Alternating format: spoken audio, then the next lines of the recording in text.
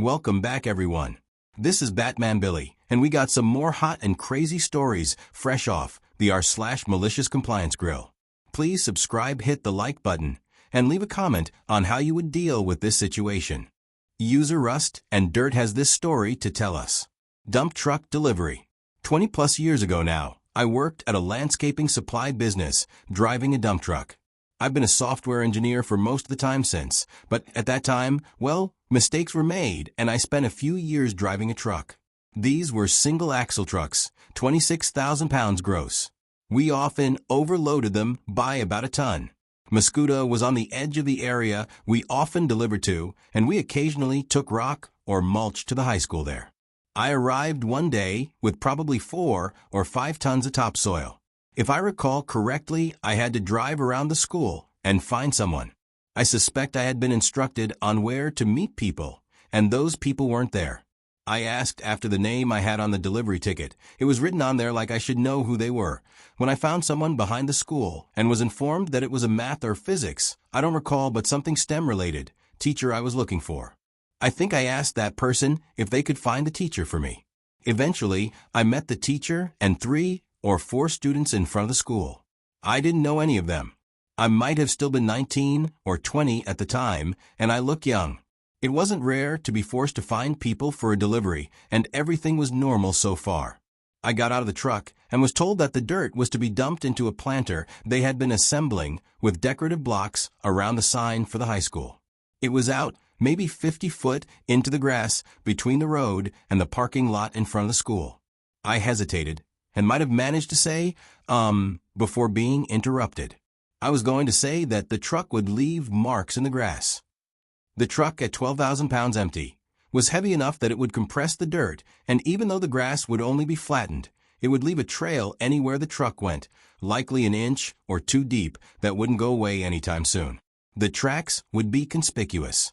I don't recall if I got more than 1 syllable out before I was interrupted with a condescending tone, initially from a teacher, and then from 1 or 2 of the students. I tried to speak again, and again I was met with a mix of disbelief that I didn't understand the instructions, and further attempts to explain what they wanted me to do, as though I was 5 years old or didn't speak English. I believe I attempted to speak 2 or 3 times before giving up. I acquiesced, got back in the truck, and proceeded to drive out into the grass, leaving ruts that the groundskeepers would regret for years to come. The grass will be cut off level above these ruts, but you'll still feel them when you drive over them with a mower. I backed the truck up to one side of the planter and dumped dirt in until it was piled above the small semi-oval retaining wall, and I was signaled to stop. The sign was in the middle of the planter, which meant that the pile was only on one side. The other side was pretty much empty. I expected that we would want to drive to the other side of planter. When you dump enough piles of something, you get a feel for what it's going to take to fill a space. But after being told to stop, I got out to suggest that they would want more dirt here to fill the entire planter. Again, I was not able to finish a sentence. I attempted to tell them that when they spread the dirt out in the planter, it wasn't going to be anywhere near the brim. I also would have been willing to stay while they moved some dirt over to the bare area, so we could dump more in without spilling out onto the grass.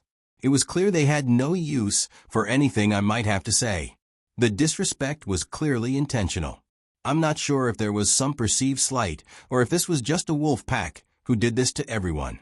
I was told to go dump the remaining soil. There was probably 2 or 3 tons left in the truck. It could have been put to good use in the planter still, out in a row crop field back behind the school.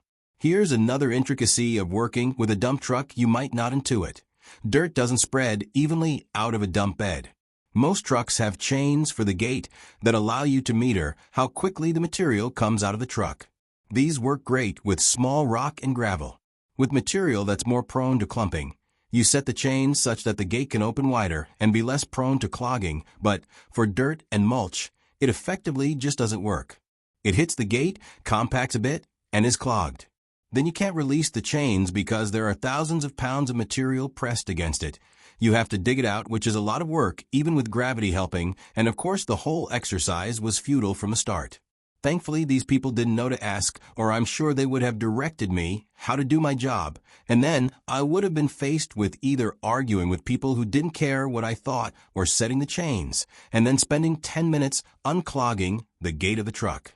You might guess there's too much nuance in that to convey in a scenario where I've yet to be allowed to finish a sentence. We weren't having a conversation, and these people were enjoying this for some reason. This was a long time ago, and I don't remember much of what was said to me, but I do clearly remember one kid slowly explaining, "Just take the truck over there and drive while you dump it out," or something to that effect, with hand gestures like you would explain something to a child. By this point, I wouldn't piss on them if they were on fire, so I wasn't inclined to expose myself to any more of this noise. I had them sign for the delivery, and then drove around the school and into the field. I felt a little bad for whoever farmed this field, so I actually did try to make it work as well as possible. I also doubted they had permission. I drove about as fast as I was willing to drive in a recently tilled field and started raising the bed. As topsoil is wont to do, nothing happened until the entire mass started sliding and essentially landed in the field in a large pile. You could tell that, if you knew what you were looking at, the truck had been moving when it was dumped, but it was still a pile that someone was going to have to deal with. I drove past the school a week or so later on another delivery. I was curious to see if they had gone out to the field to get some of the nice sifted topsoil when they realized the planter was barely half filled, or to maybe use it to patch the ruts in the grass. There were still obvious tracks leading to the newly constructed planter. The planter was half filled with dirt, leaving the back of multiple courses of block exposed. And the large pile of dirt was still standing out in the field. The planter stayed that way for years. I don't know if anyone ever fixed it. The entire complex was apparently demolished and has been replaced with a new building now. I moved out of the area a long time ago. I'm not entirely certain that this was malicious compliance. I wasn't trying to be malicious, but I wasn't going to argue with people who were being both insulting and borderline hostile. I held that job way too long, maybe 6 years, so I certainly had more bad or weird encounters with customers, like the time I guess I disappointed a couple trying to have a Deliverman three-way, but this one was one of the worst. Wow, some people can be so book smart, but completely lack any emotional intelligence. Let's hear what some commenters have to say. User Jericho: I learned long ago that if the person in the heavy machinery likes you, they'll go the extra mile, and they can make things easy. If they don't like you, it's more work for you. I learned this ages ago when I was working construction, and my boss would always tip the high-up drivers $20, even if it was just a 5-minute easy drop-off. Then watched a driver bend over backwards to inch his truck backwards down a narrow, winding driveway, limb trees, and add an hour to his day to deliver 8,000 pounds of material to a second floor when he could have just dropped it on the sidewalk. We would have had to carry that. Our next story comes from user EagleSong3, and their title is, "You must read the text you've memorized. I do client interviews all day, every day. 6 to 9 appointments a day. Every single one starts with the same script. It's an entire page of text, 3.5 minutes of regularly paced speech. I, however, have always had a great memory, so I have it and several other standard scripts memorized. Every manager in my past has been impressed by this. My current manager, who I with all sincerity fear is developing memory issues herself, unfortunately, decided to take offense at this and reported it to her supervisor, who then took the issue to our policy department, who insisted the script must be read from the page. This irritates me because I have it so well memorized that I am able to complete other actions on the client's cases and review reports and such while I recite. My compliance? I now sit there with the script in hand, held upside down, with my eyes closed as I pretend to read it. If anyone calls me out on this, I swear to the Almighty that I'm going to request a Braille version as a reasonable accommodation, and I'll just sit there sliding my fingers around on it while I recite. Wow, how frustrating. This is what user Rayon Jersey says. I don't understand why you can't just make a recording and play it at the beginning of every interview, so you can use that time for notes. Our original poster EagleSong3 replied back to Rayon Jersey and said, "Yeah, I tried that. I was told no, because they might want to interrupt the script to ask a question." This has never happened in the 9 years I've been doing this job. Even better is that when I have to do an interview in Spanish, I use a company-provided interpreter. That person has a copy of the script in Spanish. However, I'm not allowed to let them just read it to the client. No, I have to read the script line by line and allow the interpreter to translate it one line at a time. What a bunch of crazy people we have to deal with these days. So now let's focus on our next story from Wide Trip 8392, and their title is, No Assistant for Me? Let's see how that works out. This happened almost 15 years ago when I was still living in my home country. I worked in a warehouse that served as a distribution center for a supermarket chain. A very famous one, by the way. I was an inspector in the shipping department. Basically, the sorting section would bring to the docks the goods that the store had requested, and we would prepare and load the shipment onto the truck. In the shipping department, there were assistants who did the manual work, assembling the loads on pallets, wrapping them with stretch film, and loading them onto the truck, while the inspector checked whether everything being sent to the store was correctly labeled and secure for transport. Additionally, the inspector entered all data in the internal system, sealed the truck, and printed the load summary for the administrative department to generate an invoice. Of course, inspectors also helped the assistants with the heavy lifting. Most of the time, this didn't interfere with our main responsibilities and actually sped up the process, especially since our shift, the afternoon shift, had an issue with trucks arriving late. Many times we wouldn't finish everything on time, leading to overtime and sometimes having to leave the remaining work for the night shift, which wasn't ideal since each shift had its own list of stores to attend to, and this delay affected them. Each inspector worked with at least one assistant, but sometimes more, depending on their workload. Some inspectors had more stores to handle that day. Some stores required extra loads or other situations that called for additional help. We had a supervisor who had been with the company for many years and had worked in the department before being promoted. The job was great and everything ran smoothly until a crisis hit another department, leaving it without a supervisor. Management decided they needed someone experienced to lead that department, so they transferred our supervisor there. In his place, they promoted someone from another department who had no leadership experience. Our department was running well, with no need for drastic changes. But our new supervisor didn't see it that way. One day, I arrived at work, and as usual at the beginning of a shift, the supervisor printed out a sheet listing the stores to be handled that day, along with which inspector was assigned to each one. So far, so good. He made some changes, but nothing too concerning. However, before we started working, he called the entire department for a quick meeting. In this meeting, he announced that he had reassigned which assistants would work with which inspectors, and showed us a printed list. To my surprise, there was no name next to mine. In other words, I was expected to work without an assistant. I protested immediately.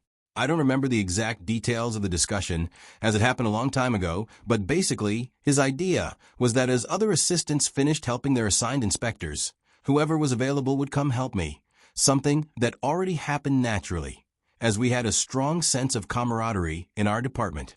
Plus, no one wanted to be seen by the bosses standing around doing nothing. But it wasn't enough. It would overburden me. I tried to argue my case, but I couldn't convince him. Other inspectors were also left without assistance, but they were relatively new to the company and didn't say anything, probably out of fear of losing their jobs or something similar. Well, since I couldn't change his mind, I accepted that I would be working without an assistant. I took the signs for the stores I was responsible for, found available docks for them, placed the signs on the dock gates, noted on the printed sheet which stores were at which docks, then went to the dock of the first store I would handle. I leaned against the wall, crossed my arms, and waited. Goods started arriving, but I didn't touch a single box. The dock filled up, and I didn't move an inch. After a few hours, the supervisor walked through the department to check on things, saw the state of my dock, and asked why the load wasn't being prepared. I simply said, I don't have any assistants, how am I supposed to prepare the load? And remained standing with my arms crossed. Eventually, some assistants came to help me, and when they did, I helped them with the heavy lifting. But soon, the inspectors they were originally assigned to needed more help, and of course, they left my load behind. By the end of the shift, one load was ready to be loaded onto the truck, but another was only halfway done. I placed the paperwork with the load details in a visible spot for whoever would finish it and left. As I was leaving, my supervisor asked about the loads. Without turning around, I told him where the papers were. He asked if I wasn't going to finish them, and I didn't even respond. The next day, he called me in for a meeting. When I arrived, the manager was also there. They asked me what had happened the previous day. I replied, "Nothing that I remember." They brought up the incomplete loads.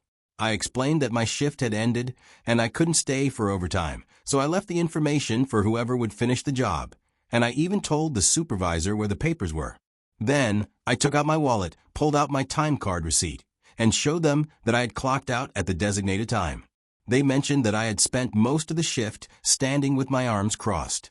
I responded that I had done my job, which, as stated in my contract, consisted solely of verifying the load, supervising assembly and loading, entering data into the system, sealing the truck, and printing the load summary.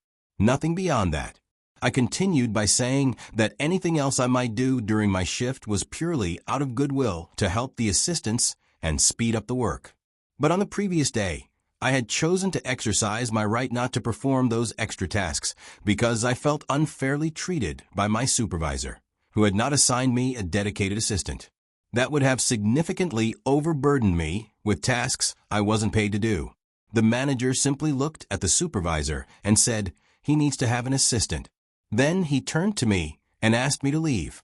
The two of them stayed there for quite a while. That same day, I was assigned an assistant, and we never spoke of it again. Nothing like that ever happened again.